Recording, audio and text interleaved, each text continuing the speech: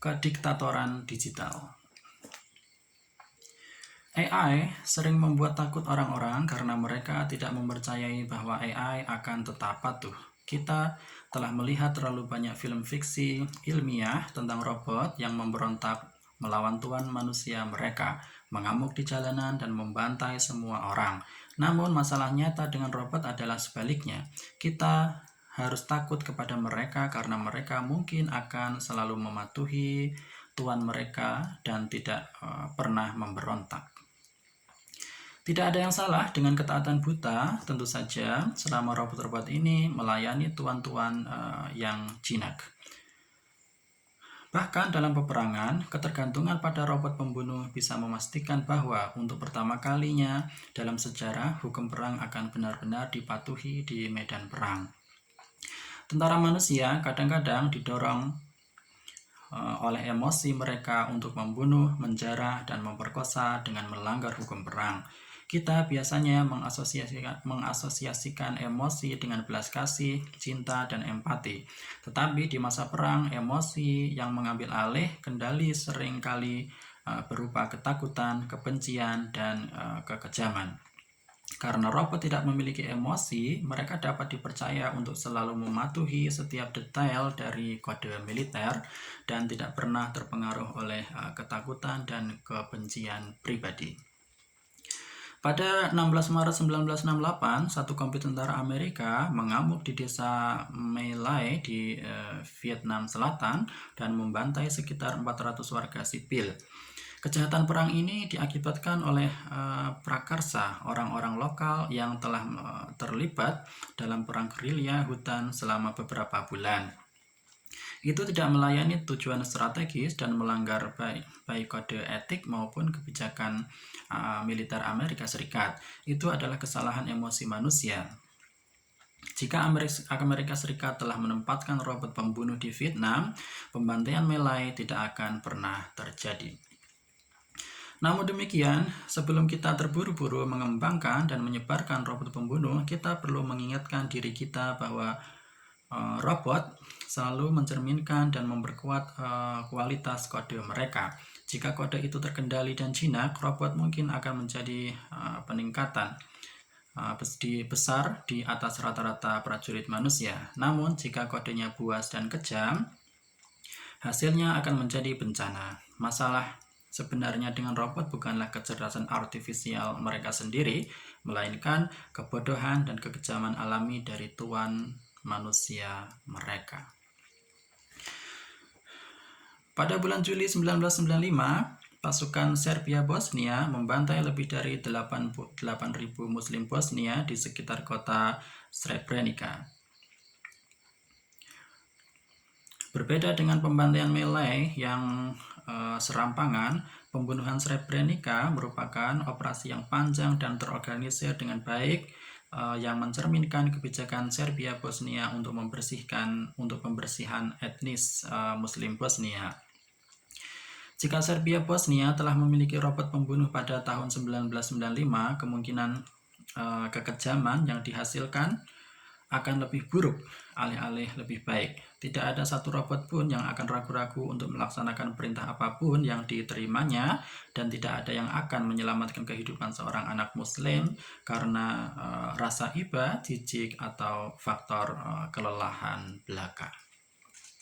Seorang diktator kejam yang dipersenjatai dengan robot pembunuh seperti itu tidak akan pernah takut bahwa pasukannya akan berbalik melawannya.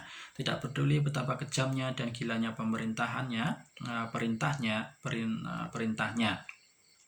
Pasukan robot mungkin akan mencekik revolusi Prancis di buayanya, mencegah revolusi membesar pada tahun 1789, dan andaikan pada tahun 2011 Husni Mubarak memiliki kesatuan robot pembunuh, ia bisa melepaskannya pada rakyat tanpa takut akan membelot. Demikian pula pemerintah imperialis yang mengandalkan tentara robot dapat mengobarkan perang dan yang tidak populer tanpa ada kekhawatiran bahwa robotnya mungkin kehilangan motivasi mereka atau bahwa keluarga mereka mungkin melakukan protes. Jika Amerika Serikat memiliki robot pembunuh dalam perang Vietnam, pembantaian My Lai mungkin dapat dicegah, tetapi perang itu sendiri dapat terseret selama bertahun-tahun lagi, karena pemerintah Amerika Serikat akan memiliki lebih sedikit kekhawatiran tentang adanya tentara yang mengalami demoralisasi, demonstrasi anti perang besar-besaran, atau gerakan robot veteran menolak perang. Beberapa warga Amerika mungkin masih keberatan dengan perang, tetapi tanpa rasa takut mendaftarkan diri mereka sendiri. Ingatan tentang kekejaman yang dilakukan secara pribadi atau kehilangan yang menyakitkan dari kerabat tercinta. Para pengunjuk rasa mungkin kurang banyak dan kurang berkomitmen. Masalah-masalah semacam ini jauh kurang relevan untuk kendaraan sipil otonom, karena tidak ada produsen mobil yang dengan jahat akan memprogram kendaraannya untuk menargetkan dan membunuh orang. Namun, sistem senjata otonom merupakan bencana yang menunggu untuk terjadi, karena terlalu banyak pemerintah yang secara etis cenderung korup jika tidak benar-benar jahat. Bahaya tidak saja terbatas pada mesin pembunuh. Sistem pengawasan bisa sama-sama berisiko. Di tangan pemerintah yang jinak, algoritma pengawasan yang kuat bisa menjadi hal terbaik yang pernah terjadi pada manusia. Namun, algoritma big data yang sama mungkin juga memberdayakan Big Brother masa depan.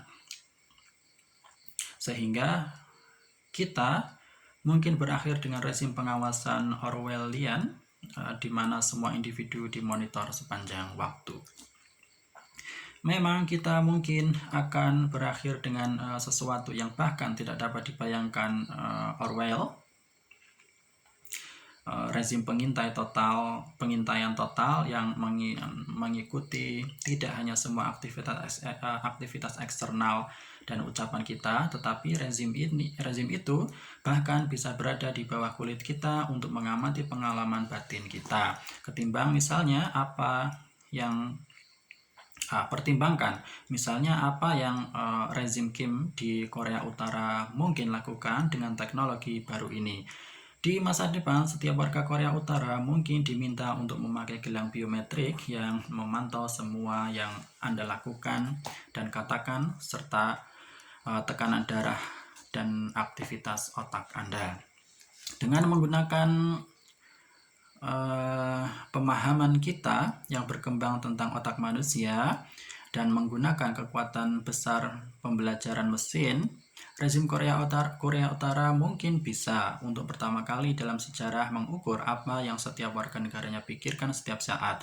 Jika Anda melihat gambar Kim Jong-un dan sensor biometrik menangkap tanda-tanda kemarahan, tekanan darah tinggi, peningkatan aktivitas di amigdala, Anda akan berada di gulag besok pagi. Memang karena pengasingannya, rezim Korea Utara mungkin mengalami kesulitan mengembangkan teknologi yang dibutuhkan secara mandiri. Namun teknologi ini mungkin dipelopori di negara-negara yang lebih menggemari teknologi dan ditiru atau dibeli oleh Korea Utara dan kediktatoran terbelakang lainnya. Baik Tiongkok maupun Rusia secara konstan meningkatkan alat pengawasan mereka, seperti juga sejumlah negara demokratis, mulai dari Amerika Serikat hingga negara asal saya, Israel. Dijuluki negara startup, Israel memiliki sektor teknologi tinggi yang sangat dinamis dan industri keamanan cyber mutakhir.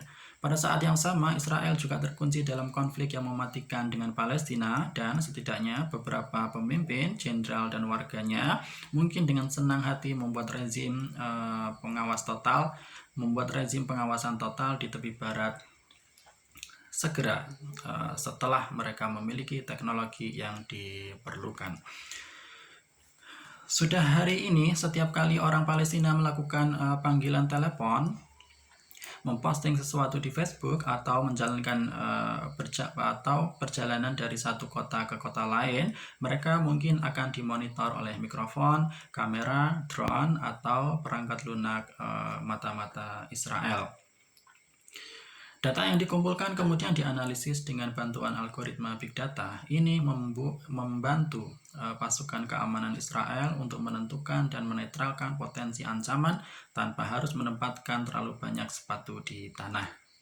Palestina dapat mengelola beberapa kota dan desa di tepi barat, tetapi Israel mengendalikan langit, gelombang udara, dan dunia maya. Oleh karena itu, secara mengejutkan, hanya sedikit tentara Israel yang secara efektif mengendalikan sekitar 2,5 juta orang Palestina di tepi barat. Dalam satu insiden tragis di bulan Oktober 2017, seorang buruh Palestina memposting ke akun Facebook pribadinya foto dirinya di tempat kerjanya di samping bulldozer. Berdekatan dengan foto itu, ia menuliskan kata "Selamat pagi".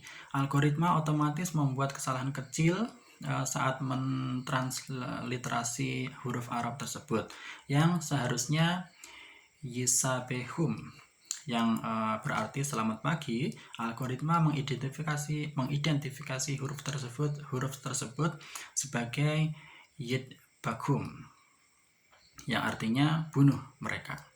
Karena curiga bahwa orang itu mungkin seorang teroris yang berniat menggunakan bulldozer untuk menghabisi orang, pasukan keamanan Israel dengan cepat menangkapnya. Dia dibebaskan setelah mereka menyadari bahwa algoritma itu melakukan kesalahan. Namun postingan Facebook yang menyinggung itu tetap diturunkan. Anda tidak pernah bisa terlalu berhati-hati. Apa yang dialami orang Palestina saat ini di tepi barat mungkin hanyalah pratinjau primitif tentang apa yang pada akhirnya akan dialami miliaran orang di seluruh planet ini. Pada akhir abad ke-20, demokrasi biasanya mengungguli kediktatoran karena demokrasi lebih baik dalam hal pemrosesan data. Demokrasi mendistribusikan kekuasaan untuk memproses informasi dan membuat keputusan di antara banyak orang dan lembaga, sedangkan kediktatoran memusatkan informasi dan kekuasaan di satu tempat. Dengan teknologi abad ke-20, tidak efisien untuk memusatkan terlalu banyak informasi dan kekuatan di satu tempat. Tidak ada yang memiliki kemampuan untuk memproses semua informasi dengan cukup cepat dan membuat keputusan yang tepat. Ini adalah bagian dari alasan mengapa Uni Soviet membuat keputusan yang jauh lebih buruk daripada Amerika Serikat dan mengapa ekonomi Soviet tertinggal jauh di belakang ekonomi Amerika. Namun, segera AI mungkin mengayunkan bandul ke arah yang berlawanan. AI memungkinkan untuk memproses sejumlah besar informasi secara terpusat. Memang AI mungkin membuat sistem terpusat jauh lebih efisien daripada sistem yang terdistribusi, karena pembelajaran mesin berfungsi lebih baik untuk informasi yang lebih banyak yang bisa dianalisis. Jika Anda memusatkan semua informasi yang berkaitan dengan 1 miliar orang dalam satu basis data, mengabaikan semua masalah privasi, Anda dapat melatih algoritma yang jauh lebih baik daripada jika Anda menghargai privasi individu dan hanya memiliki informasi parsial dari 1 juta orang di database Anda. Sebagai contoh, jika pemerintah otoriter memerintahkan semua warganya agar DNA mereka dipindai dan memberikan semua data medis mereka pada satu otoritas pusat, ia akan mendapatkan keuntungan besar dalam genetika dan penelitian medis melampaui masyarakat yang data medisnya sangat privat. Cacat utama rezim otoriter di abad ke-20, upaya untuk memusatkan semua informasi di satu tempat mungkin menjadi keunggulan yang menentukan di abad ke-21. Karena algoritma sangat mengenal kita, pemerintah otoriter dapat memperoleh kontrol mutlak atas warga negaranya, bahkan melebihi Nazi Jerman. Dan perlawanan terhadap rezim semacam itu mungkin sama sekali akan mustahil. Tidak hanya rezim akan tahu persis bagaimana perasaan Anda, itu juga bisa membuat Anda merasakan apapun yang diinginkan oleh rezim. Kediktatoran itu mungkin tidak dapat memberikan layanan kesehatan atau kesetaraan kepada warga negara, tetapi ia dapat membuat mereka mencintainya dan membenci lawan-lawannya. Demokrasi dalam bentuknya yang sekarang ini tidak dapat bertahan dari penggabungan biotek dan infotek. Salah satu di antara yang akan terjadi, demokrasi akan berhasil menemukan kembali dirinya dalam bentuk baru yang radikal, atau manusia akan menerima dengan senang hati untuk hidup dalam kediktatoran digital. Ini tidak berarti akan kembali ke zaman Hitler atau Stalin. Kediktatoran digital akan berbeda dengan Nazi Jerman, seperti hanya Nazi Jerman berbeda dari rezim kuno Prancis. Louis XIV adalah autokrat terpusat, tetapi dia tidak memiliki teknologi untuk membangun negara totaliter modern. Dia tidak mengalami perlawanan terhadap kekuasaan, namun tanpa adanya radio, telepon, dan kereta api, dia hanya punya sedikit kendali atas kehidupan sehari-hari para petani di desa-desa terpencil Breton, atau bahkan penduduk di jantung kota Paris. Dia tidak memiliki kemauan maupun kemampuan untuk mendirikan sebuah partai massa, gerakan pemuda di seluruh negeri, atau sistem pendidikan nasional. Ini adalah teknologi baru abad ke-20 yang memberi Hitler motivasi dan kekuatan untuk melakukan hal-hal seperti ini.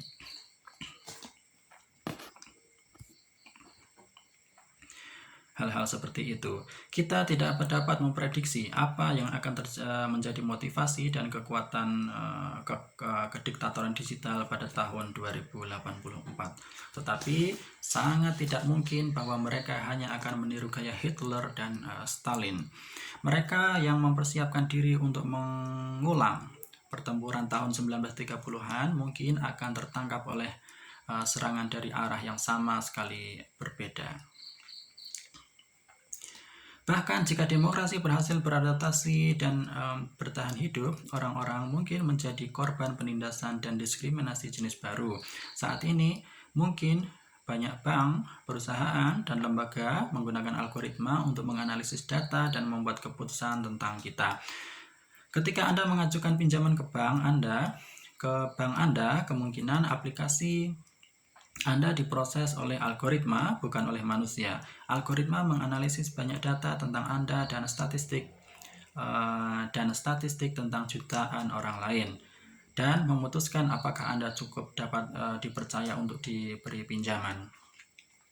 Seringkali algoritma melakukan pekerjaan yang lebih baik daripada bankir manusia. Tapi masalahnya adalah jika algoritma mendiskriminasi beberapa orang secara tidak adil, sulit untuk mengetahuinya.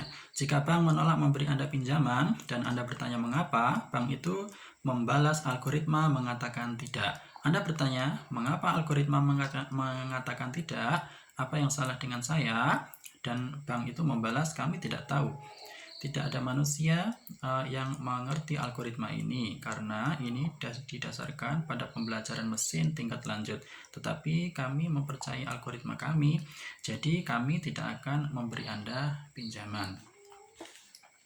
Ketika diskriminasi diarahkan terhadap seluruh kelompok, seperti wanita atau orang kulit hitam, kelompok-kelompok ini dapat mendirikan organisasi yang memprotes diskriminasi atas mereka secara kolektif. Tapi sekarang sebuah algoritma mungkin mendiskriminasi Anda secara pribadi, dan Anda tidak tahu mengapa.